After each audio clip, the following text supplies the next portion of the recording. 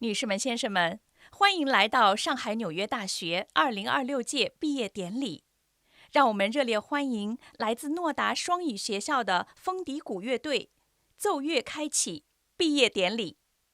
Ladies and gentlemen, welcome to NYU Shanghai's 2026 commencement ceremony.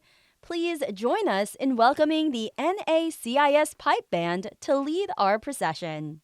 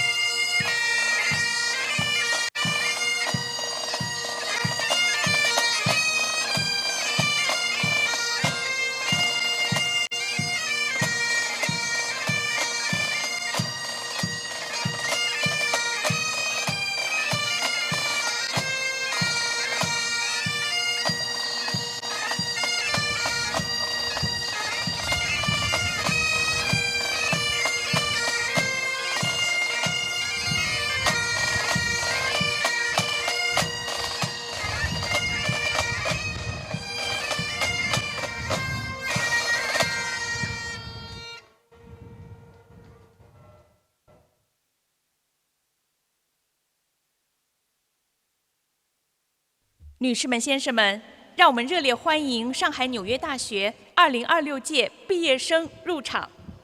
Ladies and gentlemen, please welcome the NYU Shanghai graduating class of 2026.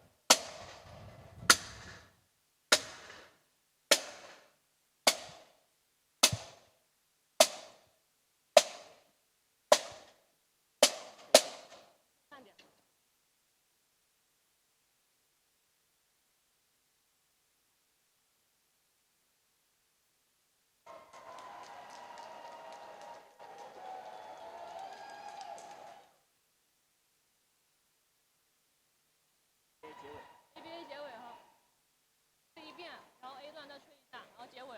好，我们可以开始了。可以，还能给节奏。想好了。One, two, one, two, three, four.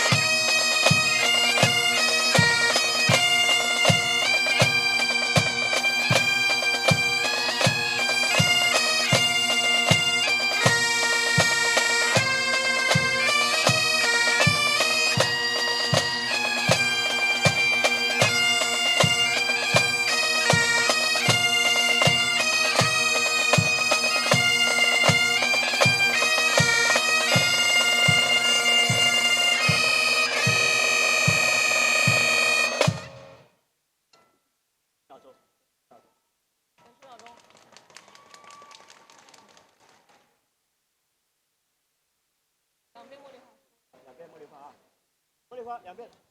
1 2 4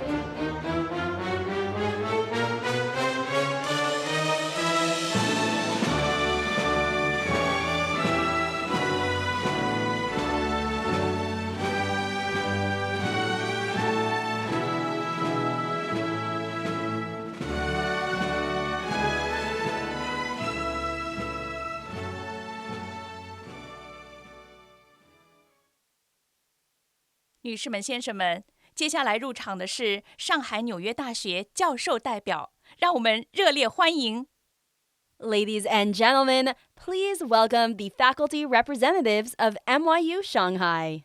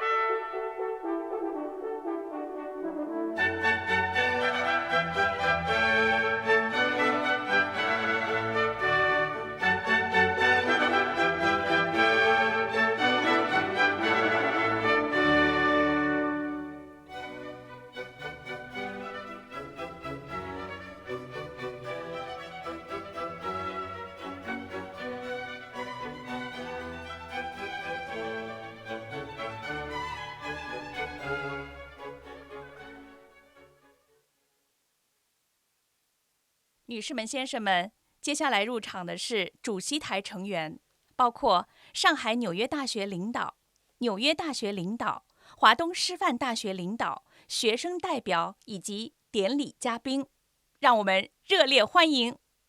Ladies and gentlemen, please welcome the platform party, including the leadership of NYU Shanghai, New York University, East China Normal University, student representatives, and distinguished guests.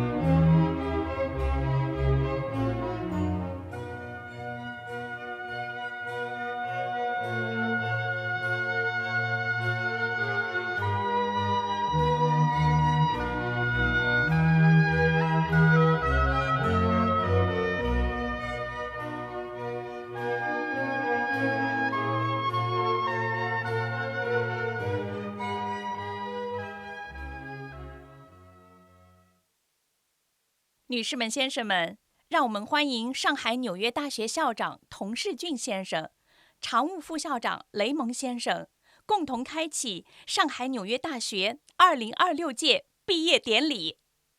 Ladies and gentlemen, please welcome NYU Shanghai's Chancellor Tong Shijun and Vice Chancellor Jeffrey Lehman to open the 2026 commencement ceremony. 各位同学、各位家长、女士们、先生们，欢迎大家来到上海纽约大学2026届毕业典礼的现场。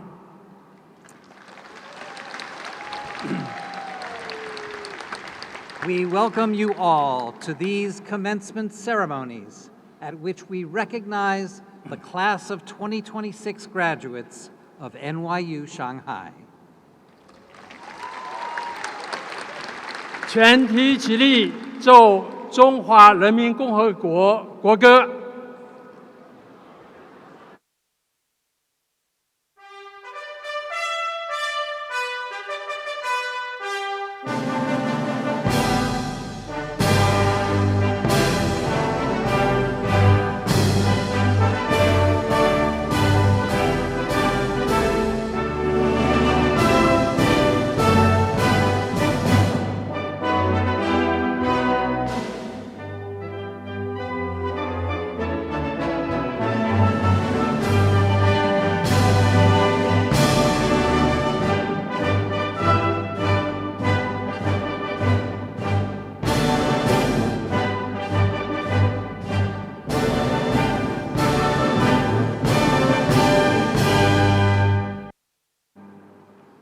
Please remain standing for the national anthem of the United States of America.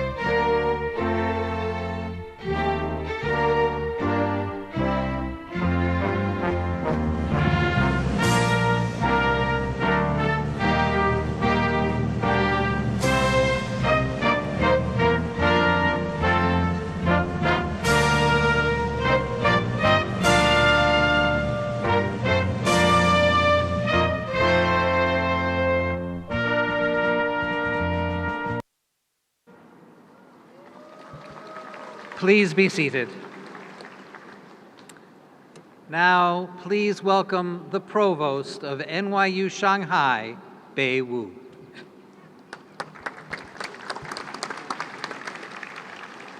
Class of 2026, colleagues, family, and friends, good afternoon. There are over 600 students in this courtyard from 46 countries and regions, holding degrees in everything from neuroscience to interactive media, from computer science to business and finance. I have been told that only one thing you reliably have in common is that every single one of you choose to come here. Of all the places in the world you could have gone. I want to say, on behalf of the university, thank you for the choice. We are better because you made it. As I stand here for the first time as your provost, I feel a deep kinship with you. In a way, we are both started today. You are starting your life as alumni. I'm starting my tradition here with you. That word "start" is also what brings me to the rest of what I want to say. My work has nothing to do with beginnings. I'm a gerontologist. I spent my professional life at the other end of the age spectrum, studying how people live a long time. When friends learn this, they always ask the same question. What is the secret? They expect me to say vitamins or exercise or good genes. It isn't any of those. After 30 years of looking, I can tell you the people who live longest tend to share three qualities. They can take a hit and stay standing. They can change when the ground changes. And then, after first two have been tested for decades, they still believe tomorrow is worth showing up for. Resilience, adaptability, hope. I want to talk about each one through a single person. A few years ago, I sat across from a woman I will call Mrs. Wang. She was 103. By the time I met her, she had buried a husband, 2 siblings, and 3 of her own children. She had lived through a war, a revolution, and the rise and the fall of 3 different currencies in her own pocket. So the neighborhood she lived in for 4 decades was demolished. The language her grandchildren speak at home now is different from the one that she taught her children. By any reasonable measure, the world Mrs. Wang was born into no longer exists. She outlived it. She is, all by herself, a lesson in all 3. Start with resilience. The resilience isn't what we usually pretend it is. It isn't gritting your teeth and refusing to feel the blow. Mrs. Wang felt every loss. She could name each one in order with the years. Resilience is something more biological than that, and my field has a word for it, homeostasis. It is the reason a muscle you torn on Monday is stronger on Friday. A low dose of stress, the right dose, doesn't damage an organism. It trains it. Your bone thicken under load. Your immune system learns from exposure. Your mind grows from problems it could not solve last year. The Chinese proverb gets there first. 失败乃成功之母. Failure is the mother of success. It is not a consolation. It is a description of how living things get stronger. So when I tell you that you will fail at things in the next 10 years, I'm not warning you. I'm explaining the mechanisms. The people who do something interesting with their lives are the ones who attempt things they cannot yet do. And the failures along the way are not detours from the work. They are the work.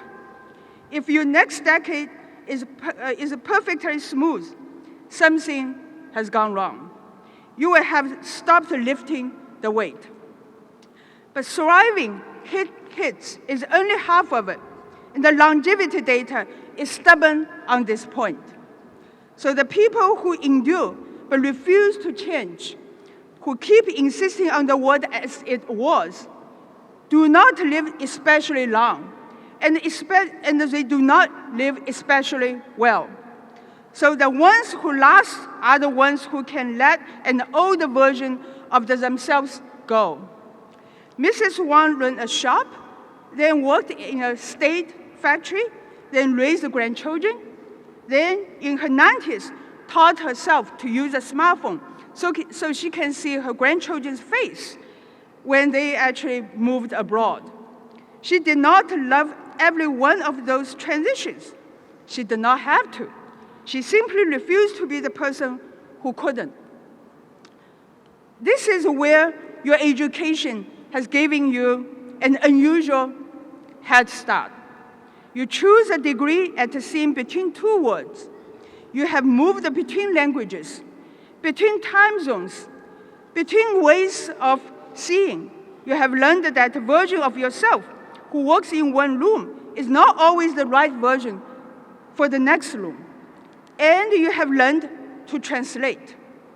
Not just words, yourself.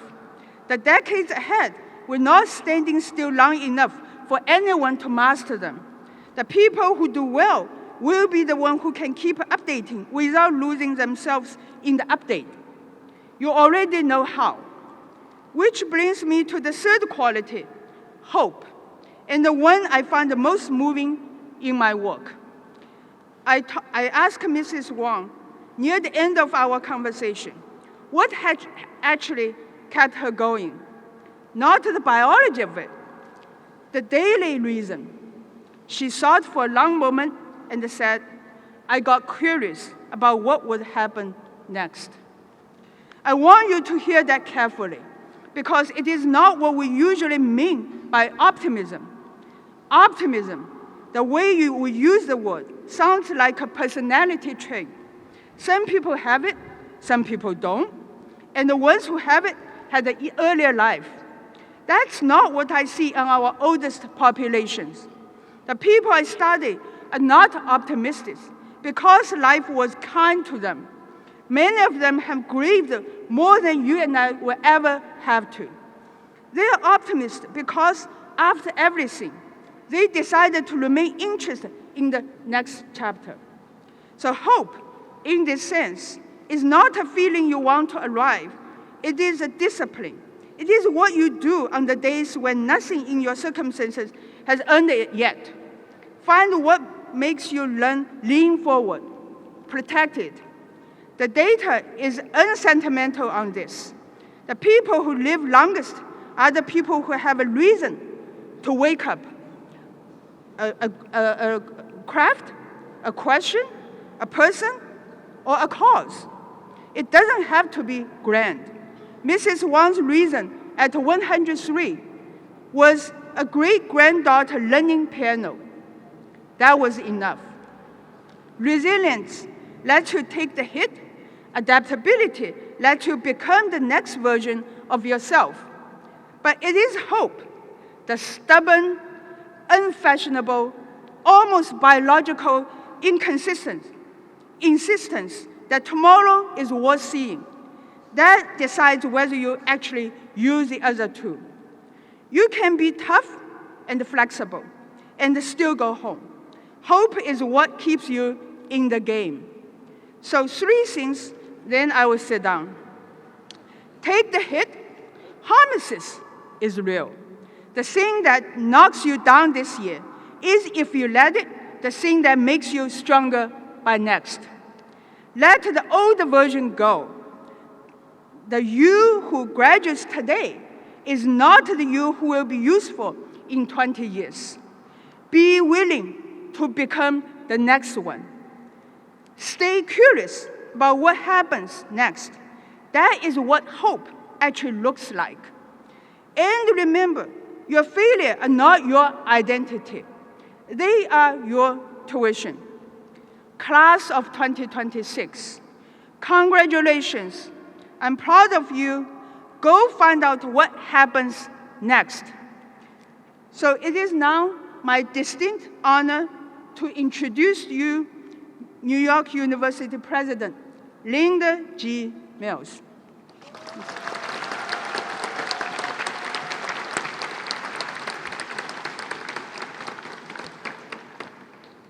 Class of 2026, faculty, administrators and staff, trustees, families, and friends.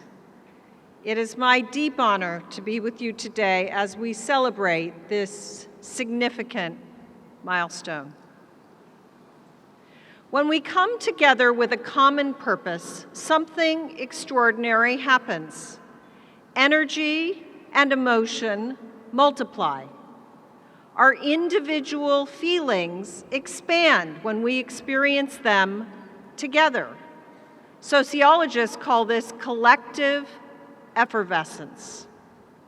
A concert where you get caught up in singing along, a sporting event where you lose your voice cheering, or the pride you're probably feeling here at this very instant. Experiences become much more meaningful when we do them together. Studies show that we laugh harder at movies when we're with each other in theaters than when we're watching alone at home. We enjoy our meals more when we share them. Of course, all of this is quite familiar. How's this one? Even chocolate tastes better when we eat it with others. When we're together, our senses expand. And when we feel like part of something grand, we reach outward to connect. This is how we find meaning, live lives bigger than ourselves, and cultivate resilience. As NYU Shanghai graduates, you make up some of the brightest, most cosmopolitan students in the world. You've acquired skills that set you apart, encounters that distinguish you. Connection and community are more important than ever, and you now lead the way. I can't think of a more capable group to take us all into the future. On this special day, my sincerest congratulations to you, the NYU Shanghai class of 2026.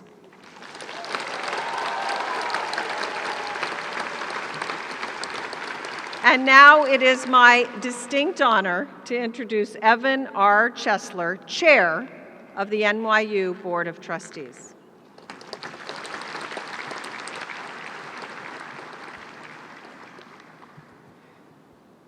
Good afternoon, class of 2026.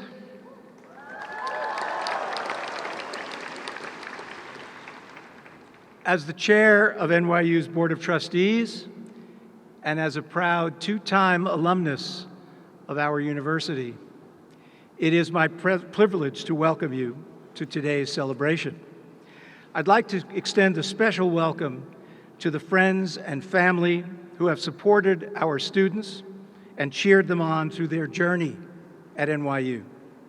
Thank you for your vital role in helping them reach this joyful and momentous day. You've reached this milestone after dedicating yourself to the unique experience that only NYU Shanghai can provide. Immersion in a rigorous academic environment surrounded by the dynamic urban energy of one of China's greatest cities. You have brought wisdom and perspective from China and across the globe. As I prepared for today's ceremony, I looked back on my own time as a student at NYU so many years ago. I grew up in a place called the Bronx in New York City. For those of you who don't know, it's where the Yankees play baseball. My family did not have very much money, and a college education was out of their reach, out of my reach, until NYU gave me a scholarship, and it changed my life. After earning a bachelor's degree at the College of Arts and Science, I returned to the law school, and as a law student, I had the good fortune to study a discipline I loved and which would lead me on a path of purpose and meaning. At NYU, I learned how to think critically, how to ask important questions, how to be open to a greater understanding of people and the world. My education prepared me for a life that took me literally around the world. And now, class of 2026, it's your turn. It's your turn to follow your dreams. It is your turn to make a difference. It is your turn to show the world what you can do. Wherever you go, whatever you do, take what you have learned here with you. At NYU, we change lives, and you will see that it has changed yours. So enjoy today's well-deserved celebration. Remember that you've completed challenging courses of study at a great global research university. I speak for the entire NYU community when I say we are so proud of all of you. Today, you join the ranks of more than 700,000 alumni, many of whom are in China and in this part of the world. Welcome to this extraordinary community. We cannot wait to see how far you will go. Congratulations, class of 2026.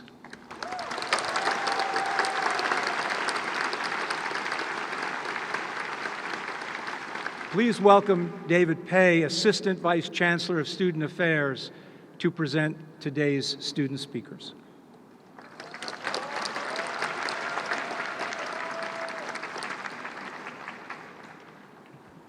University leadership, distinguished guests, friends, family, and most importantly, the class of 2026, you did it. It is my privilege to introduce today's student speakers. Our undergraduate speaker, Fatima Zahra Futul, from Rabat, Morocco, graduates with a degree in data science and economics. A true global citizen, Fatima has left her mark on NYU campuses in Shanghai, New York, and Abu Dhabi, specializing in the power of AI to transform emerging markets. From winning the Excellence Prototype Award for her job matching app to top-ranked capstone in real estate analytics, she has consistently turned data into real-world impact. Please welcome Fatima as she prepares to return to Abu Dhabi to lead the future of AI business development.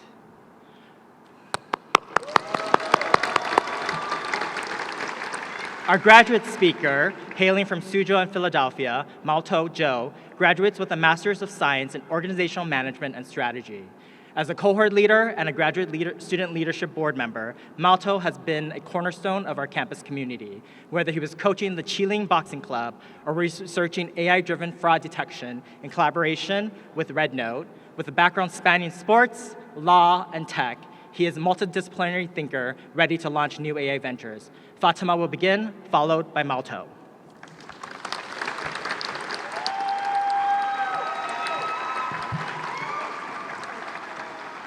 University leadership, distinguished guests, family, and most importantly, the class of 2026. Congratulations. Assalamu alaikum. Good afternoon. Ni hao. And ni hao was the first and only Chinese word I knew when I landed in Shanghai. 4 years later, I have a few more words and a story worth telling. It's an honor to stand here today representing the class of 2026. And while my journey started with just one word, all of ours started with something in common: stepping into the unknown. Back then, most of us arrived with excitement and a little bit of fear. For many of us, it was a new city, a new language. For others, it was a new environment, new expectations, a new chapter. But over the past 4 years, Shanghai slowly became something none of us expected: home. It's the laughter at the Magnolia Cafe, the 2 a.m. library sessions, the nights when your model finally converges until 5 minutes before the deadline. It's the code questions, the problem sets that made you question not just your problem set, but your whole career choice. Classmates became teammates, teammates became friends, and we built something that truly defines NYU Shanghai: a community shaped by diversity, curiosity, and connection. But honestly, this place was never just about the classes. I came here for the degree. I stayed for everything else. The faculty who actually cared, not just about the syllabus, but about us. The ones who nurtured something in us: critical thinking, intellectual curiosity, the courage to question. And the Ayis and the Shufus, whose warm smile on my worst mornings carried me more than I ever know. And then the opportunities: New York, Abu Dhabi, London, Paris, research labs. Students from over 70 countries. I did not just learn cross-cultural communication here. I lived it. We learned to think like scientists and problem solvers, to sit with uncertainty, iterate, fail, and try again. Turns out, that's just not how we train a model. That's how we build a life. NYU Shanghai's vision was always to prepare us for lives of discovery and meaning. Leaders who move through the world with curiosity, integrity, and purpose. We are not just graduates with that vision. We are proof that it works. And yet, even with the best faculty, the warmest community, the greatest opportunities, there were still moments when the hardest battle was the one inside our own heads. There is a quote I want to leave with you. Doubt kills more dreams than failure ever will. Let that sink in. Not failure, doubt. Failure, we can survive. It teaches us. It gives us another draft. But doubt convinces you to never even start. Doubt is the person you never became, not because you couldn't, but because you told yourself you couldn't. And here is the truth that nobody talks about at graduations. Every single one of us has heard that voice. The voice that said, you don't belong here, that you're not enough. I heard it, you heard it, we all did. But look around you, we're still here. We stayed when it was hard, we showed up when we were exhausted. We rebuilt when things fell apart. And we did it in a foreign city, far from home, under a pressure that would have broken a lesser version of us. You did it once, you will do it again. So when life gets hard, and it will, remember this room. Remember that you have already defeated the hardest opponent you can ever face, the doubts inside your own mind. And before I close, I want to dedicate this moment to my parents, especially to my dad. I don't have a world leader who inspires me. I have him, a man who never stopped believing in me, even when I stopped believing in myself. This degree carries your belief as much as it does my name. Mama, Baba, this one is for you. And to every family and friend in this room, thank you. You carried us here. This moment is yours too. So graduates, take a moment, turn to the people who supported you and let them feel this moment with you.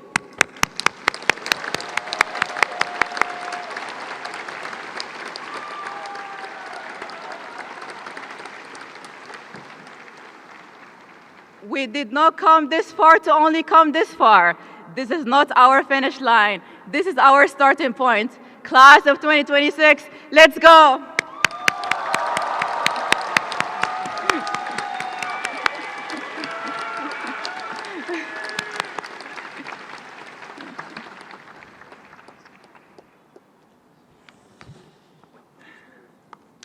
University leadership and distinguished guests, hello and congratulations, class of 2026.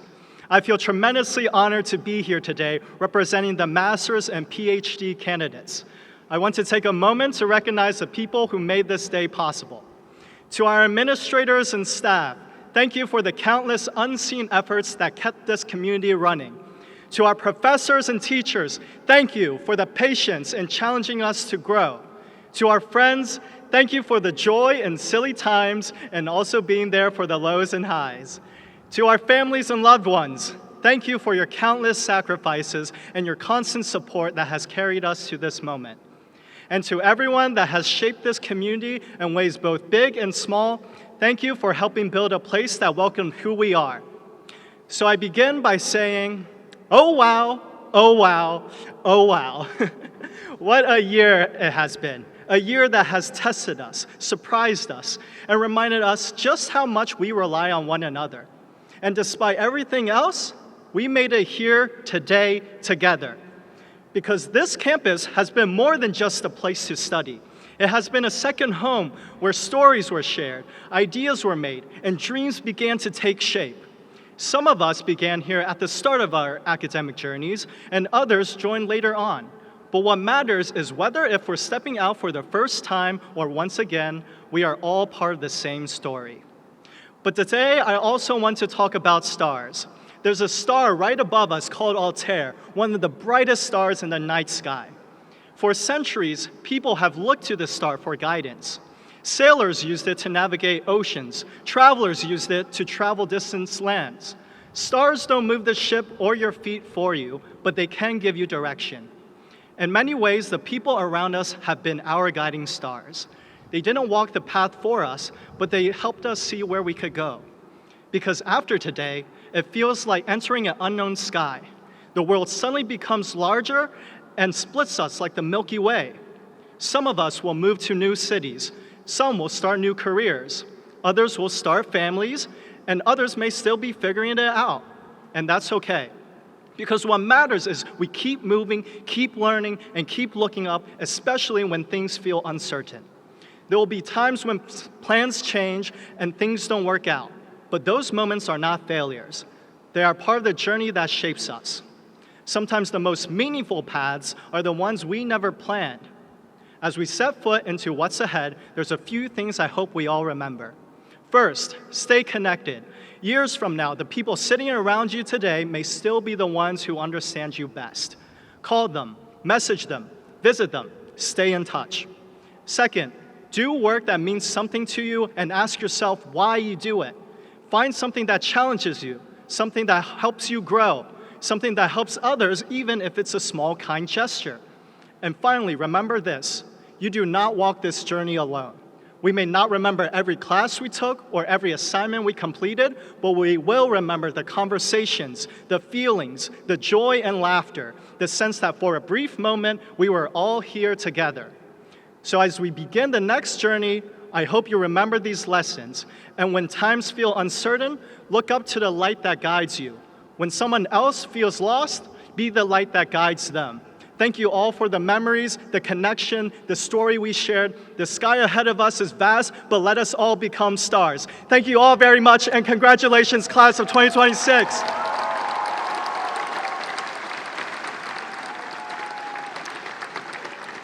It is now my distinct honor to invite NYU Shanghai Chancellor Tong Sijun to the stage.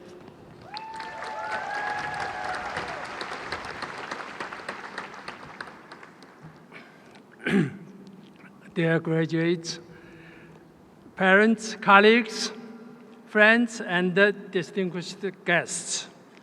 Today, we gather to celebrate a class that holds a special place in the history of the NYU Shanghai community. Every graduating class is unique, of course, but the class of 2026, you are unique in your own distinct ways. For one thing, you are the cohort of NYU Shanghai students who graduate in the same year as the NASA of the USA accomplished its glorious Artemis II mission. Like China's Chang'e 6 mission in 2024, which retrieved samples from the far side of the moon, the 4 astronauts of the Artemis team, by flying around the moon, dramatically realized the human dream of personally knowing the other side of the moon.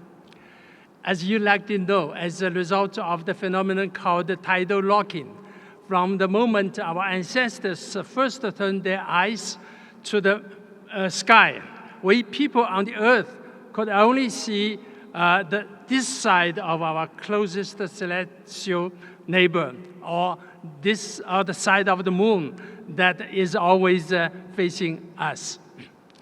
The point I want to make by referring to these efforts to reach the far side of the moon is that while human beings are defined by how they learn, the most important way for humans to learn is to go beyond their own side of any issue.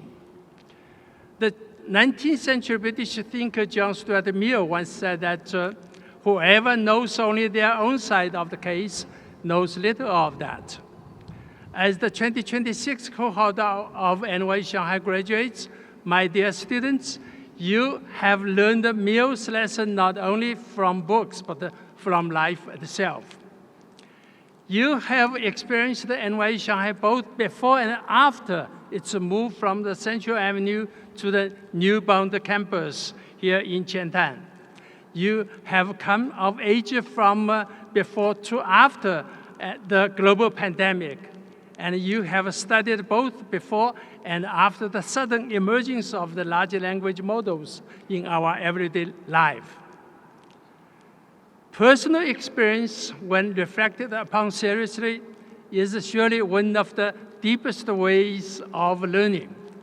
But personal experience also has its limits. You are natives of the smartphone age, for example, so you do not probably remember clearly what it meant to live before the smartphone became an extension of our body.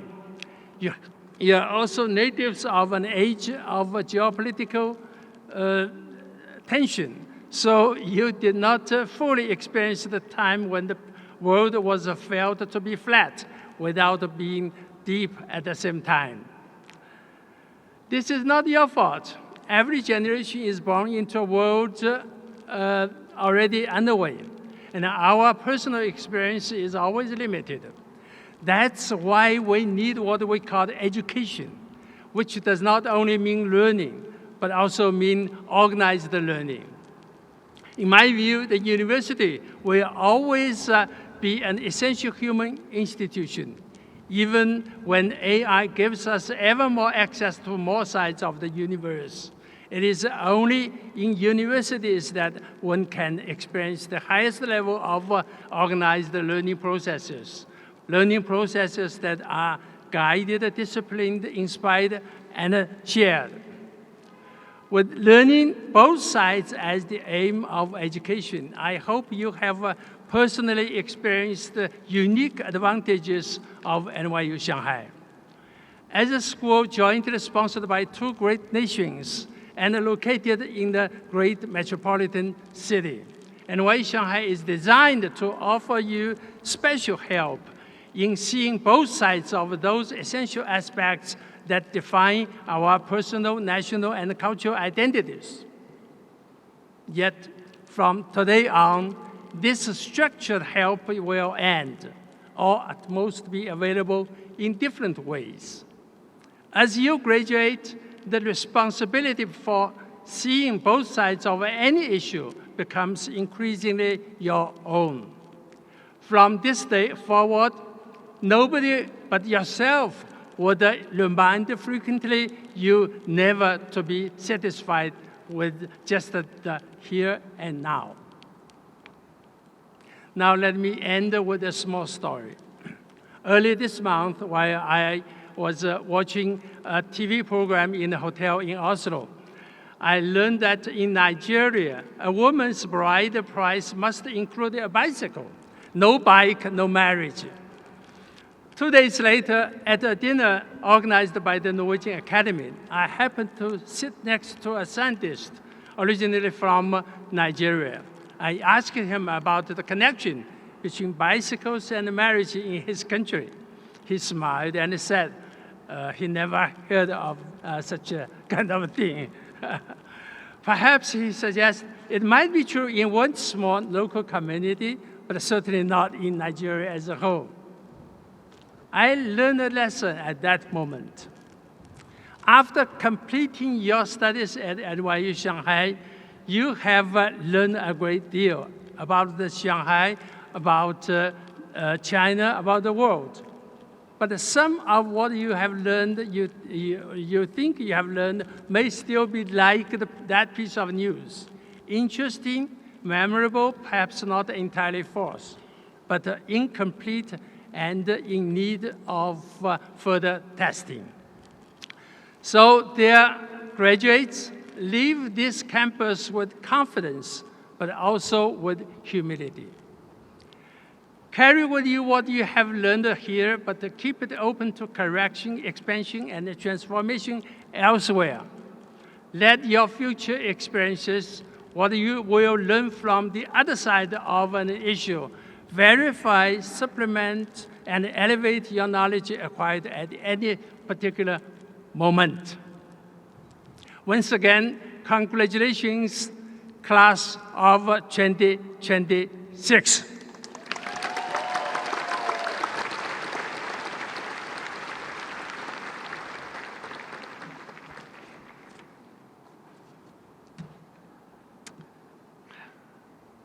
Members of the class of 2026, Neil Postman was a visionary. During his 40 years on the faculty of NYU's Steinhardt School, he created its programs in media, ecology, and culture and communication. He formed a new vision of what education could be. He set up an experimental school to test that vision, and then he revised his vision based on what he learned. In 1985, Postman published a book called Amusing Ourselves to Death. You should all get a copy of Amusing Ourselves to Death, and you should read it all the way through, from the first word to the last word. The book is about how new technologies change our culture, change how we relate to each other, and even change how we think. It is about how some of those changes can be good for us, and some of them can be bad for us. It has important implications for how we should use new technologies and how we should not use them. The first technology Postman discusses is the written alphabet. Before the ancient Greeks had a written alphabet, they shared ideas by reciting epic poems. They composed them with a special meter called dactylic hexameter, so they were easy to memorize and recite. When the Greeks acquired the technology of the written alphabet about 2,800 years ago, they no longer needed to do everything in dactylic hexameter. They could write out and recite prose arguments that presented abstract ideas for analysis. Next, Postman discusses the printing press.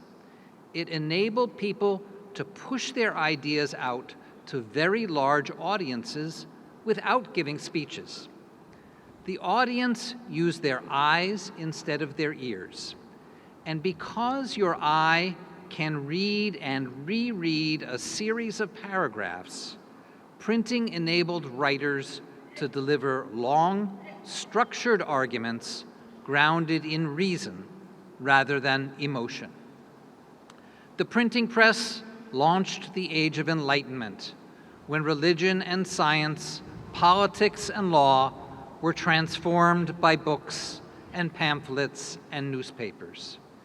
The Age of Enlightenment, with its culture of typography, lasted hundreds of years.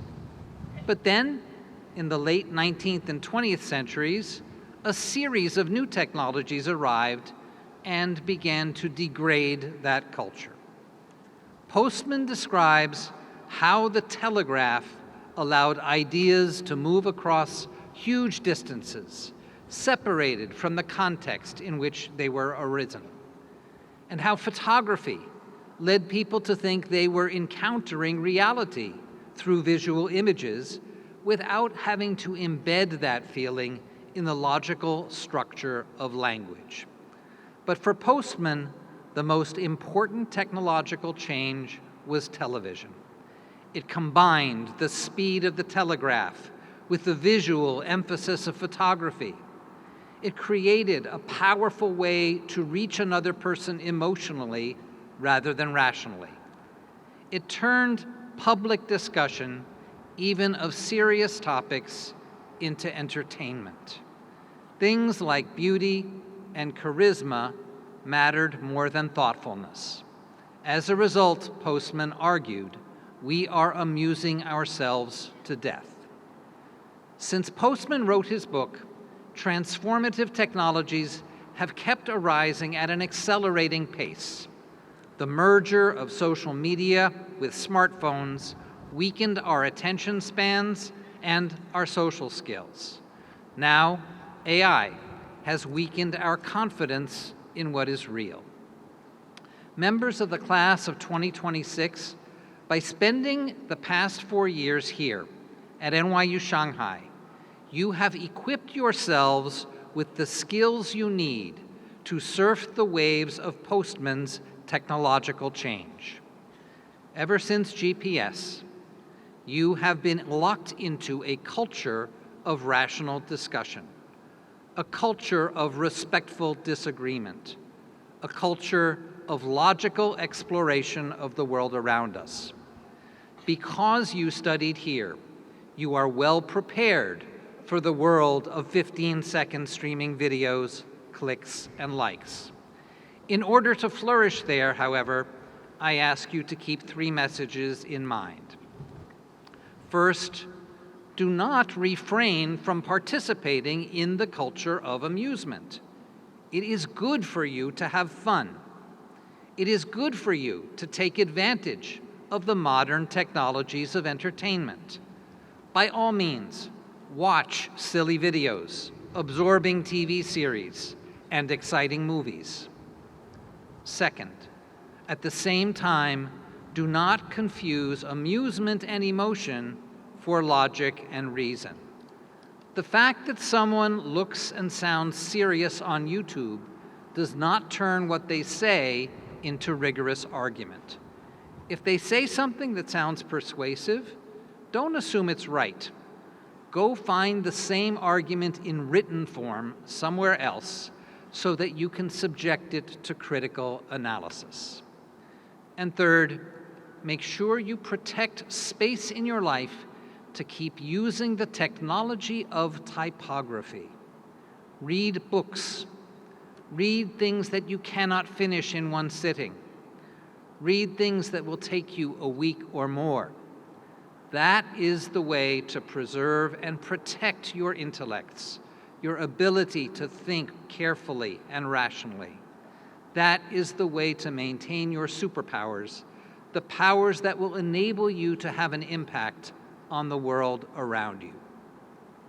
Members of the NYU Shanghai class of 2026, as you embark on lives of worth and purpose, lives of service to a world that desperately needs you, let me conclude by sharing a few hopes that we, your teachers, hold for you. May you enjoy the special pleasures of craft, the private satisfaction of doing a task as well as it can be done. May you enjoy the special pleasures of profession, the added satisfaction of knowing that your efforts promote a larger public good. May you be blessed with good luck and also with the wisdom to appreciate when you have been lucky rather than skillful. May you find ways to help others under circumstances where they cannot possibly know that you have done so. May you be patient and gentle and tolerant without becoming smug, self-satisfied, or arrogant. May you always be able to confess ignorance, doubt, vulnerability, and uncertainty. May you continue to inhabit an age of enlightenment, a culture of typography, a culture of rational exploration of the world around us through engagement with long, serious written texts. May you know enough bad weather that you never take sunshine for granted, and enough good weather that your faith in the coming of spring is never shaken. May you be able to travel frequently beyond the places that are comfortable and familiar, so that your appreciation for the miraculous diversity of life grows ever stronger.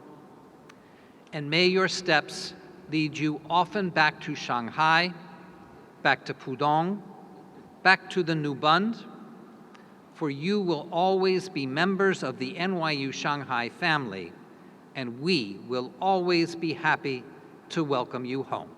Congratulations.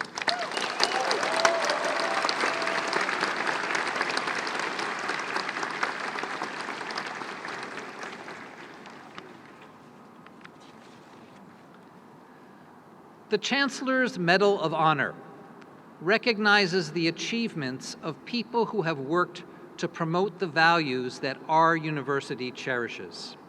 We are proud to be able to present the Chancellor's Medal of Honor to Ms. Joan Chun.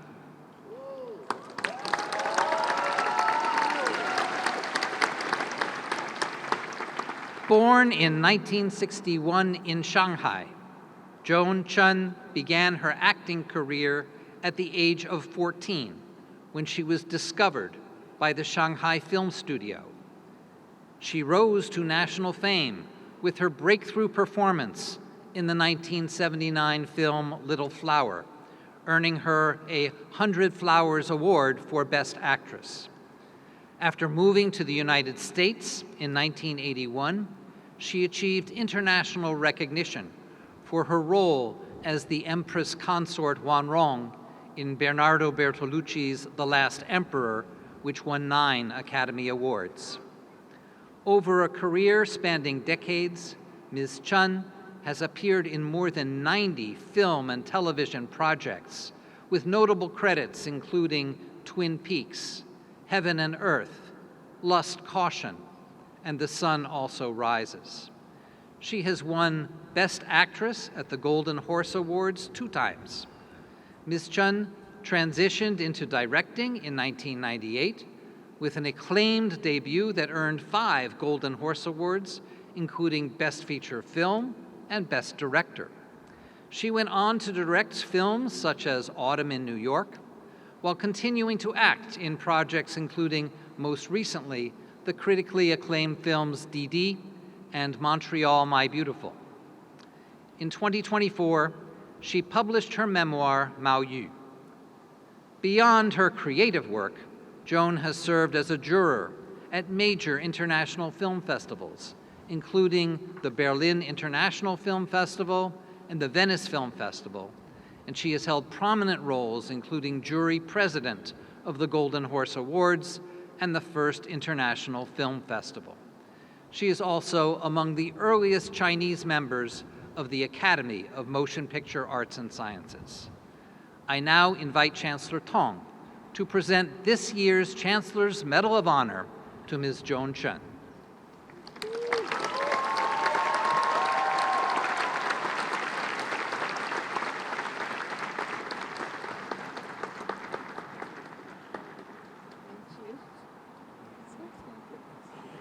Thank you so much. Thank you. Okay.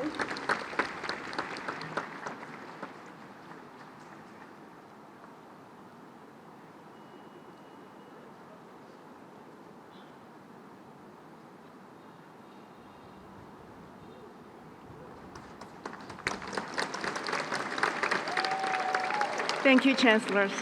Thank you, NYU. University leadership, distinguished guests, class of 2026, congratulations.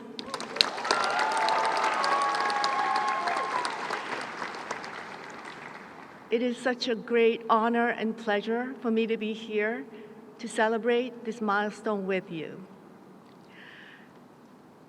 What can I say to you? I suspect many of you are already far better prepared than I was at your age. And I trust that if you haven't already found it, you will in time discover your own sense of purpose and meaning. I've lived a long life, and I still cannot claim to have found any ultimate answer or truth. Like all of you, I continue to live the questions, as Rilke wrote in Letters to a Young Poet. A couple of months ago, I was asked to provide a short bio for the commencement announcement.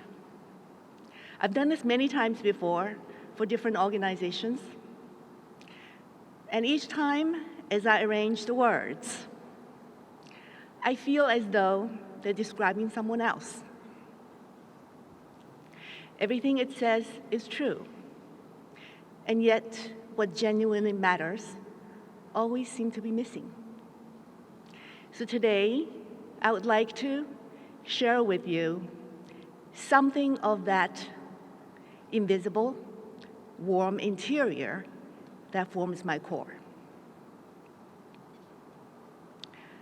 At the age of 14, I was picked from my high school rifle team to play a girl soldier in a film called Jinggangshan, in the Shanghai film studio.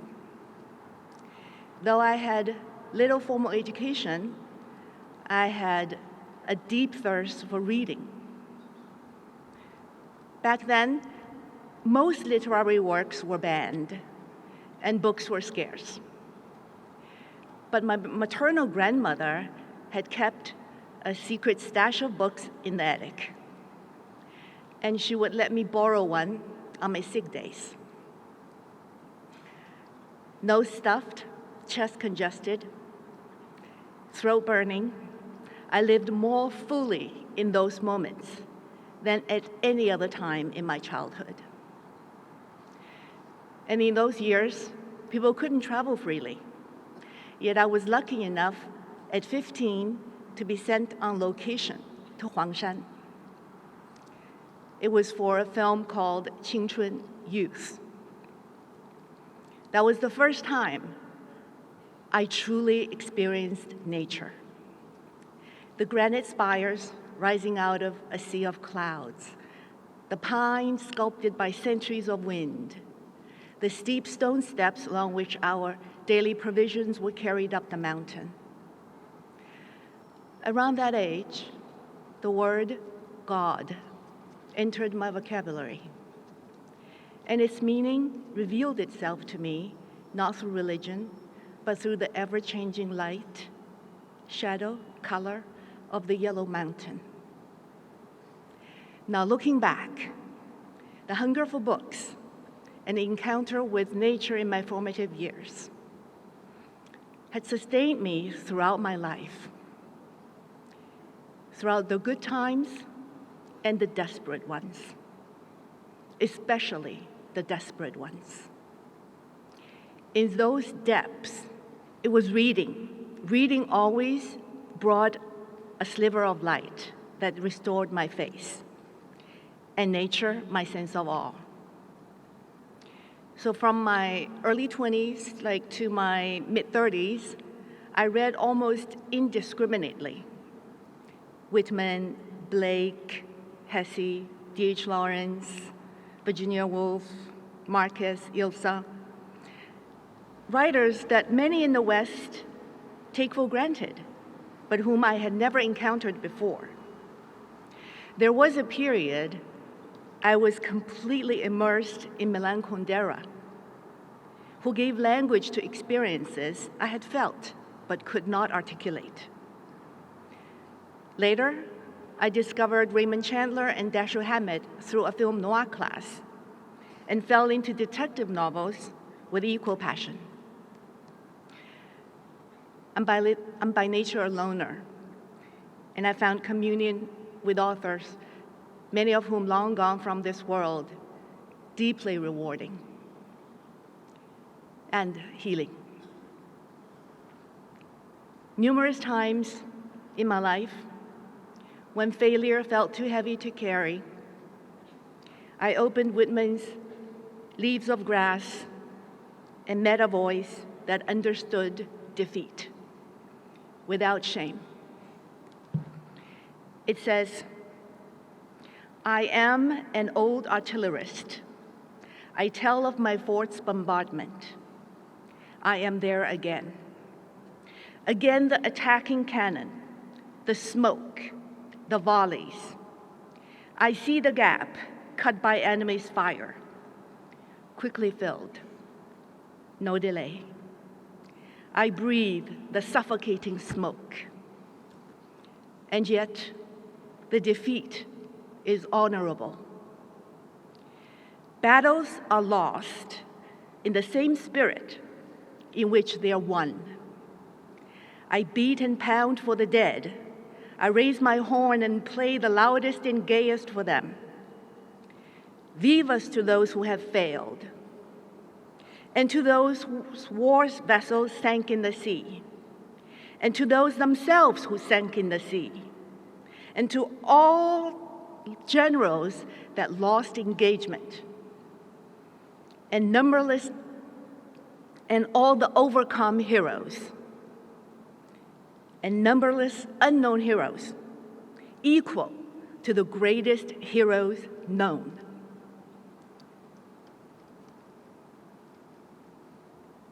In this equation of victory and defeat, I found my dignity and courage affirmed, my wounds solved, my soul expanded.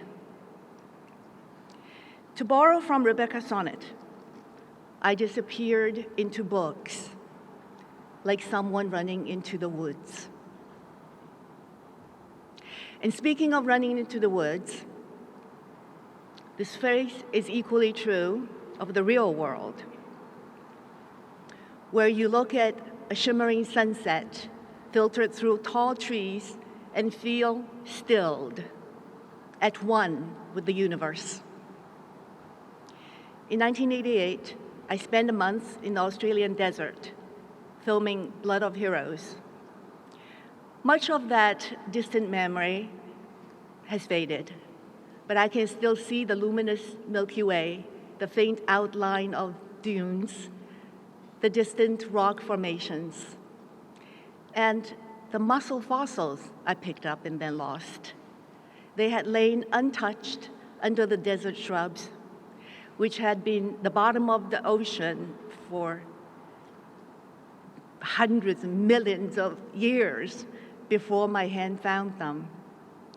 I was awestruck by the mystery of the universe.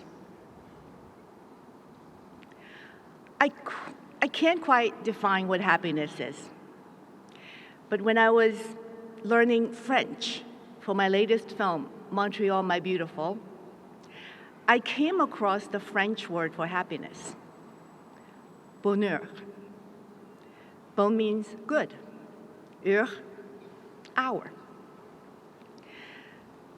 Native speakers may not think of this way, but I couldn't help believing that happiness might simply be a good hour. A good hour feels attainable. Perhaps those wonder-struck hours under the southern sky are happiness, or the quiet hours spent reading a book. I once read that happiness is to be dissolved into something complete and great. And when it comes as naturally as sleep. That's how I felt at times, reading a book or standing beneath the vast sky, dissolved into something larger than myself. Each of you will discover your own definition of happiness. Do not let anyone define it for you. Your true essence is not your resume, but the secret, untouchable, crystallized inner life that only you can know. Tomorrow, you will leave this comfortable cocoon and enter a chaotic world. You will be officially adults. But please, forever, keep and nurture that curious child within you. Continue to experience the small miracles around you with a child's sense of wonder. Whether it is a golden beetle, a pink cloud, a blue butterfly, a book, or anything that feels miraculous to you. Stay open to the epiphanies these moments bring. I may sound presumptuous, but I imagine few of you will be worried about your next meal. That kind of hardship, in a way, offers clarity. What you may face instead is something more diffuse, a kind of existential anxiety in a world driven by endless desire. It becomes all the more important then to find what enchants you, what sustains you spiritually, what allows you to merge with your destiny. And finally, dear young people, fall in love with the sun and the moon, with the rivers and fishes, with the mountains and animals, deeply, intensely, again and again, despite what you may hear on the internet. Personally, I found that the vulnerability, humility, heartbreak, and rapture that love brings are among the most authentic, transformative experience life can offer.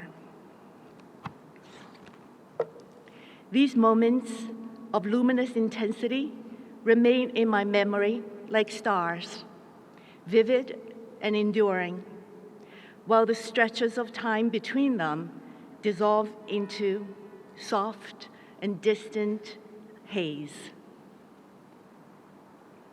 I'll leave you with a passage from The Painted Drum by Louise Erdrich.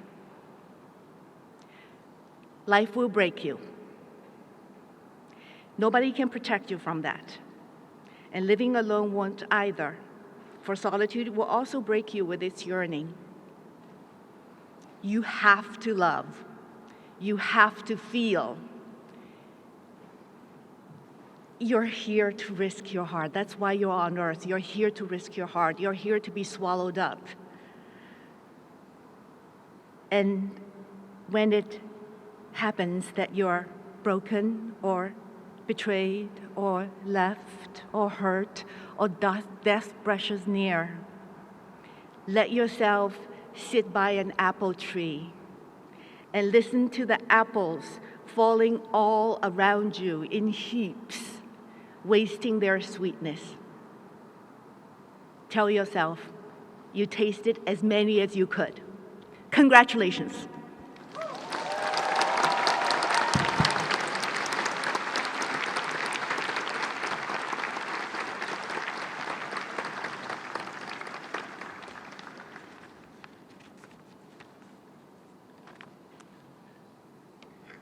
Thank you, Joan Chen, for your message to our graduates.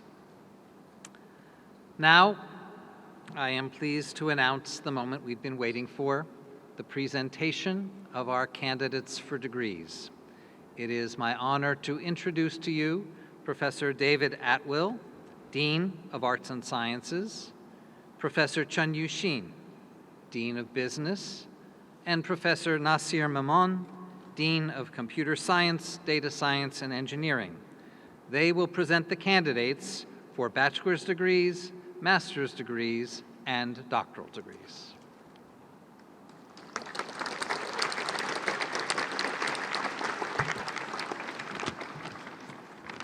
Chancellor Tong, Vice Chancellor Lehman, Provost Wu, and President Mills, I am pleased to present to you the 269 candidates for bachelor degrees, the 49 candidates for master's degrees, and 7 candidates for doctoral degrees in arts and sciences. Will the graduates please rise to be recognized for the degrees for which I am recommending conferral? Please stand up.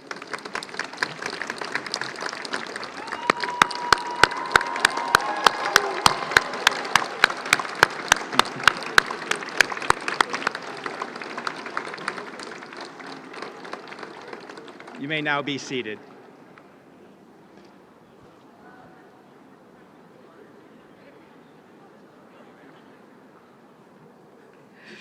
You can say that.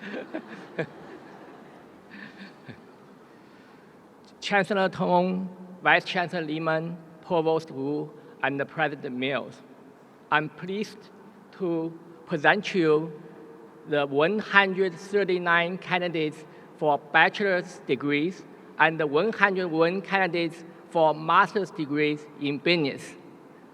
Will graduates please rise for the degrees for which I'm recommending for conferral.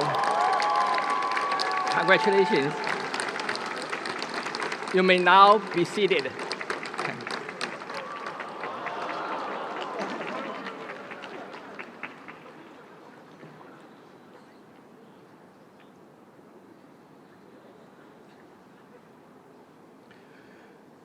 Chancellor Tong, Vice Chancellor Lehman, Provost Wu, and President Mills, I'm pleased to present to you 116 candidates for the bachelor's degree and 7 candidates for the doctoral degrees in computer science, data science, and engineering. Will you please stand?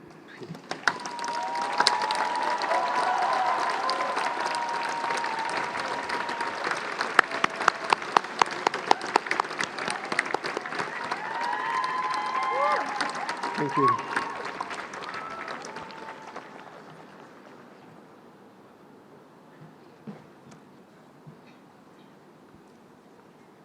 上海纽约大学2026届学生，你们顺利完成了上海纽约大学本科专业培养计划，经校学术委员会审议，授予你们学士学位。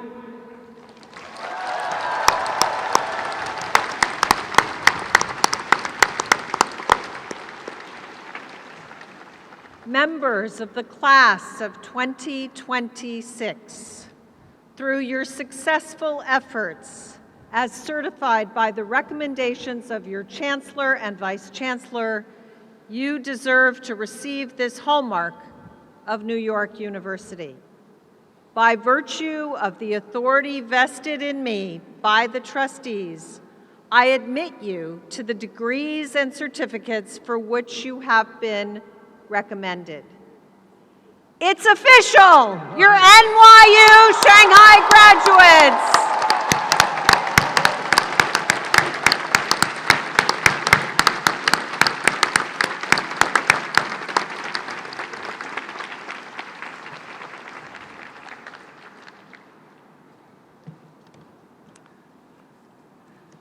Since 1911, New York University has embraced as its symbol of intellectual illumination the NYU torch. Our first class of graduates, the class of 2017, designed a special torch for NYU Shanghai. Reflecting our special double identity, the NYU Shanghai torch incorporates elements of the New York University torch together with elements from China's cultural heritage. The NYU commencement ceremonies in New York have, since 1938, featured a special moment when the NYU torch is passed from one member of the community to another, and we have incorporated such a moment in our own ceremonies as well. A member of the graduating class passes the NYU Shanghai torch to a member of the next class, reflecting the passing of their legacy of leadership to the students who will succeed them as seniors next year. I now call upon Adriana Jimenez Romero from the class of 2026 to pass the NYU Shanghai torch to Zandria Shi from the class of 2027.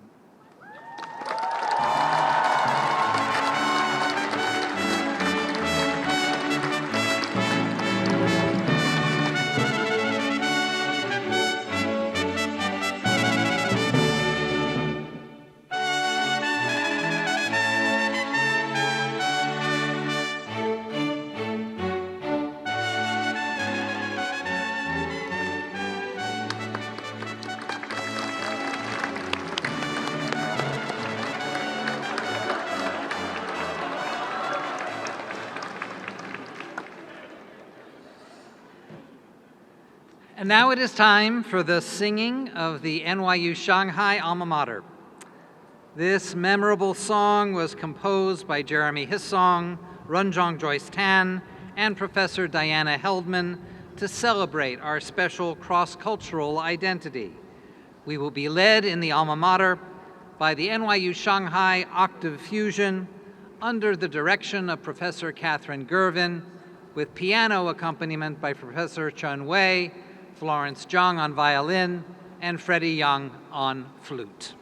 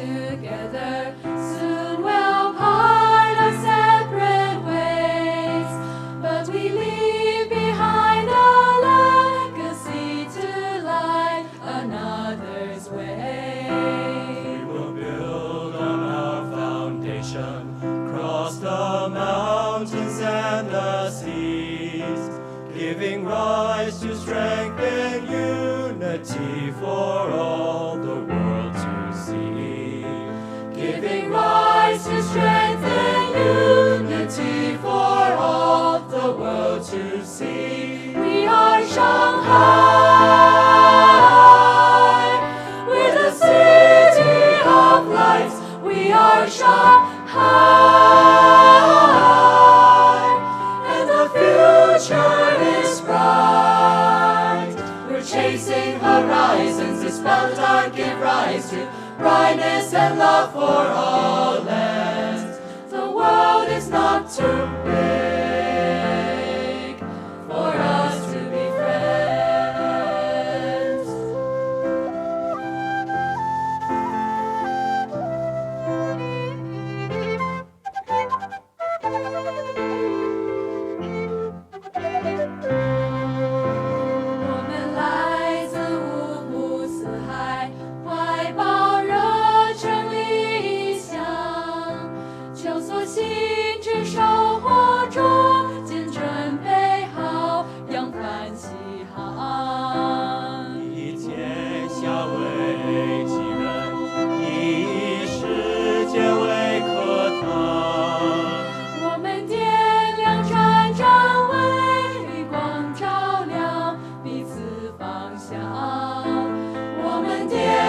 战战为光照亮前行方向。We are Shanghai.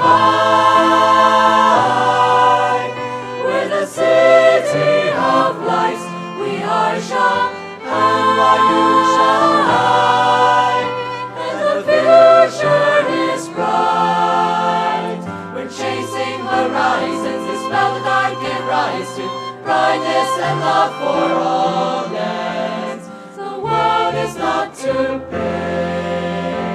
The world is not too big for us to live. We open up our minds. Shanghai. We're reaching for the sky. We're united together. Bridging the nations, the best is yet to come.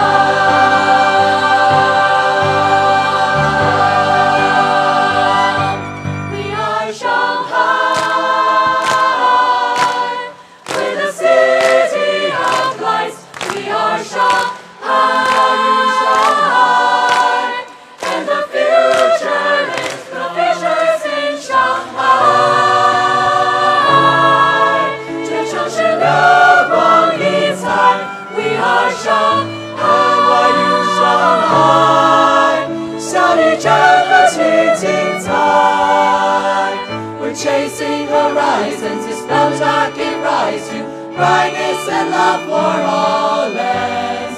新世界在召唤，未来有你我主宰，边憧憬边勇敢。The world is not too big for all of us to see. The world is not too big for us to live.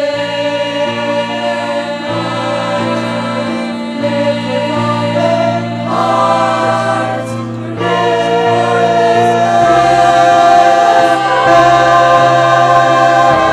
We are Shanghai.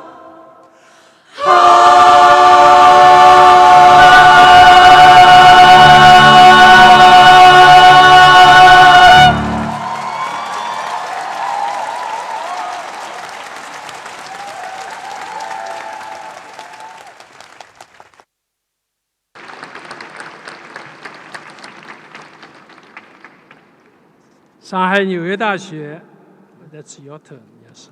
Okay. One more thing. Okay. I'd like to ask all of our graduates to please stand so we can take a class photo to mark this historic occasion. Please stand up.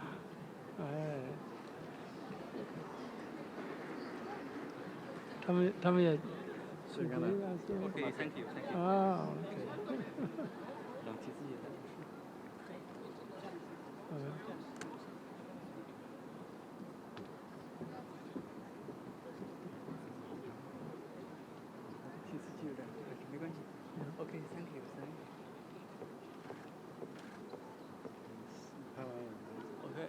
好，来，3、2、1。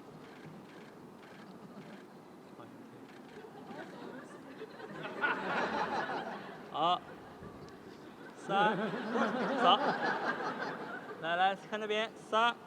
喂。OK， 好。3、2、1。Video。嘿。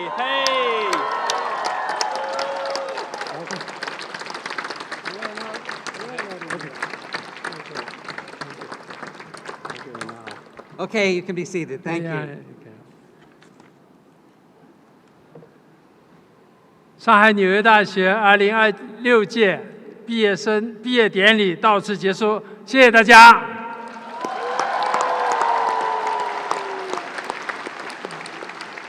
This concludes the NYU Shanghai Class of 2026 commencement ceremonies. Thank you all for joining us on this magnificent occasion.